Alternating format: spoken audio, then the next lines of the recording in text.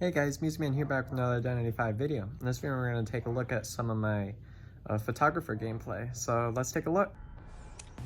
Alright, so the first match we're going to take a look at is on Red Church. This is a relatively older match that I had, but if you look on the right side of the screen, we got Lawyer, Mechanic, Prisoner, Lucky Guy. You can see these are not kiting characters. So I figured I would run Joseph, but it's Extreme Cypher Rush, which all know that Joseph counters. So I was like, hey, I'll go Photo Boy this round. And I end up seeing the Lawyer here, but you don't want to spend too much time on a kite as a Joseph, especially in the photo world, because survivors can just drop all the pallets they want without punishment. So you see, I'm just going to leave him there. I'm not going to worry about him too much. I see the Lucky Guy there. Now, what I should have done is I should have just left that Lucky Guy there, and I didn't quite see him back there, but if I would have chased him away for the camera to run out, I would have been able to easily get a one-shot afterward. But anyways, I take him to the chair here anyways, and now the Lucky Guy is down, and I've got my Presence Mark 1, so at this point, I can just sort of hunt for a target because I've got nothing to do at this point but chase. I figured the Lucky Guy was over here, so I was going to look for him in this general area. Not ending up being able to find him, but I see my tinnitus is going off, and it ended up leaving here. So at this point, I don't really know where anybody's at, so I'm going to just wait for my camera cooldown to end, and then I'm going to go ahead and take a photo. I do actually end up finding the Mechanic here, which is really nice. I kind of screwed up that blink, but I'm in an easy position for another attack, so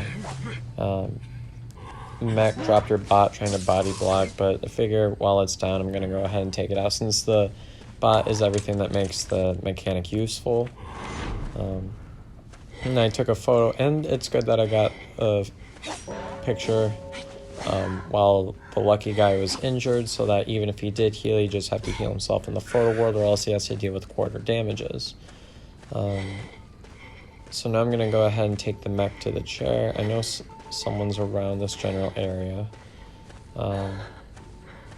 So I'm just sort of hunting around, because I know if I hit somebody carrying the Mechanic, I'm not going to have hit recovery, so I was planning on using that to my advantage. I'm just going to go ahead and throw the mech down on the chair. And I see the survivors over in this area. The prisoner uses a stun. So actually, the mech was planning on saving herself. So watch what I do here. I'm going to take the Mechanic, stick her on the chair last second. And I know the Mechanic is in that area, so she ends up getting downed. So that's kind of the downside of attempting to rescue yourself, is that if you end up playing it wrong like that, then the hunter is going to be in a perfect position to be able to stick you right on the chair. And now at this point, I'm just trying to... I have no idea how that hit the chair, but whatever. He stuck the bot out. I ended up taking the bot down. I think the Mechanic was expecting a blink there, which is why she kind of doubled back into this area. But chasing a survivor as Photo Boy is not really fun. So I'm going to take my photo now anyways, just to counter the Cypher Rush. You see they're already starting to pop Cyphers, but because it's a Cypher Rush team, I have to keep taking photos, or else I'm going to get Cypher Rushed. The photo is the only reason why I'm able to I'm able to have time to chase. So I'm going to go ahead and take the mech to the chair once again. And now at this point, I'm just sort of waiting for a survivor to come for the rescue. I am going to start looking out for other survivors. And being that a survivor's not at this cipher, I'm just going to go ahead and teleport back to the chair. I'm just sort of hunting for where that rescue is going to be coming from. and I end up seeing the lawyer here, so I'm just going to get an early hit on the lawyer. I could have went for the Terror Shock, but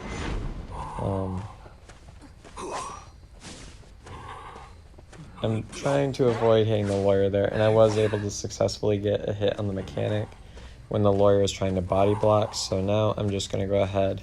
The mechanic's dead on chair. There's 2 ciphers remaining, so I'm not in the greatest position here. However, there is one cipher. There is one survivor eliminated, which means that I almost have a guaranteed draw at this point.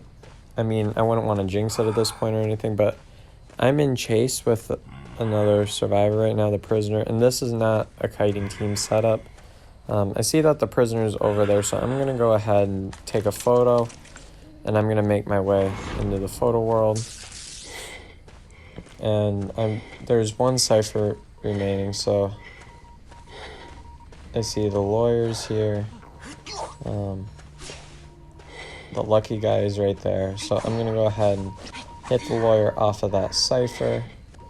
And this is where Joseph becomes fun to play, because even if they pop the cipher, at the end of the camera, a survivor is going to be downed anyways, so even if they use a pop to get a survivor back up,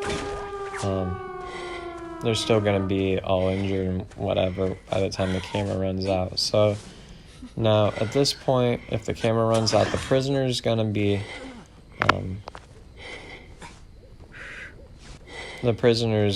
injured enough to the point where I would be able to one-shot him. The lawyer is going to be going down here, so at this point, the camera world's ending. I messed up the blink again. This is just not my game for blinks, but I still played some other good moves here, so I end up downing the prisoner here, and I see that the lawyer's decoding the gate right now, so I'm going to go ahead and just keep... The thing that's nice about Joseph, at least for his chase, is that he's got really fast vaulting speed, which can be really nice here. And I could have tried using my card trick here, but I think he was sort of expecting that, and that's why I sort of slowed down on the vault there, because if you're able to use your card trick right, you're able to counter loops like that. So I'm going to go ahead and take the prisoner to the chair. Lucky guy can't really save because he's injured, actually, and because I have detention, but I'm going to go ahead and take this lawyer to another rocket chair, and from here the lucky guy is just going to cut his losses and escape. So now the lawyer is going to the chair, and the survivors are going to blast away. So now we're going to go ahead and take a look at round number 2, which is actually on Arms Factory featuring the new skin. So this one's a relatively more recent video, so I definitely make a lot less mistakes in this game than what I did in the last game, and you'll be able to see that as they go on. So this is Arms Factory, one of Joseph's stronger maps. I really like him on Church. He's not bad on Hospital.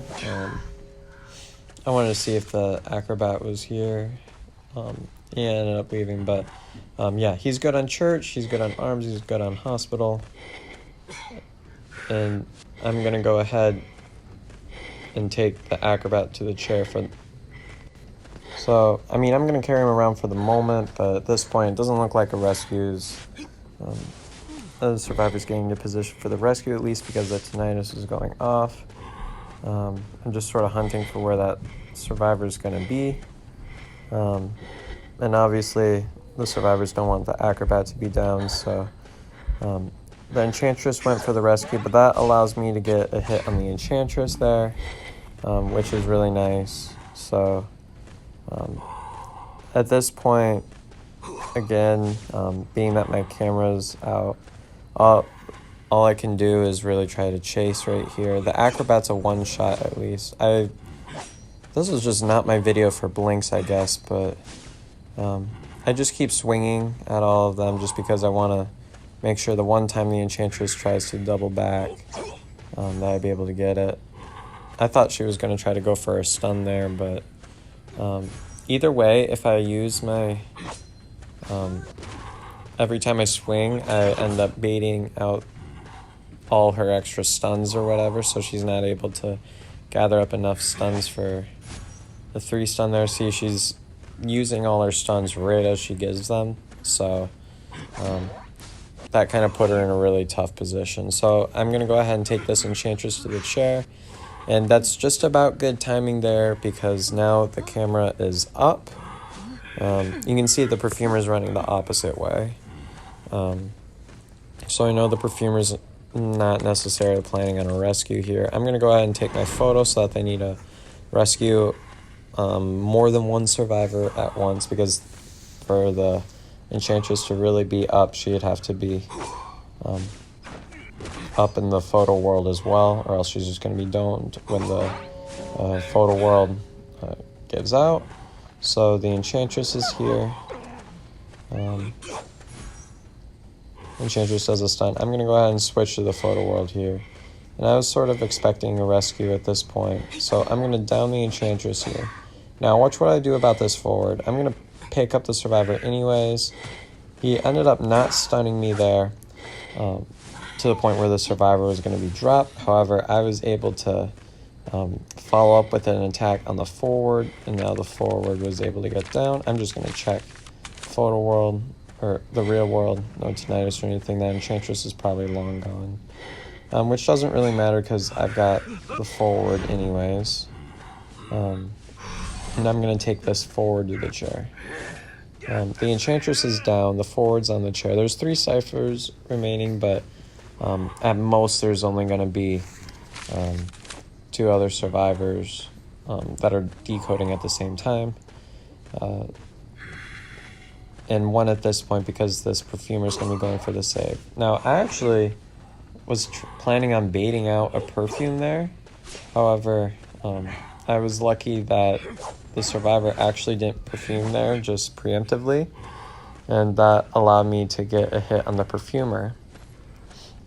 And now she's not going to be able to get healed to max health, and I have the forward down again. Nobody can rescue because everybody is injured.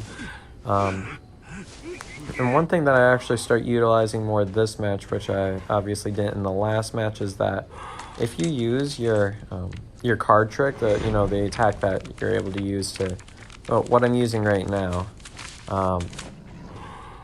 at the end of that move, it will automatically point to the nearest survivor. I mean, you could see there it was pointing me towards the rocket chair, but it can actually be really useful there to find your survivors after you... it can be really useful to find survivors.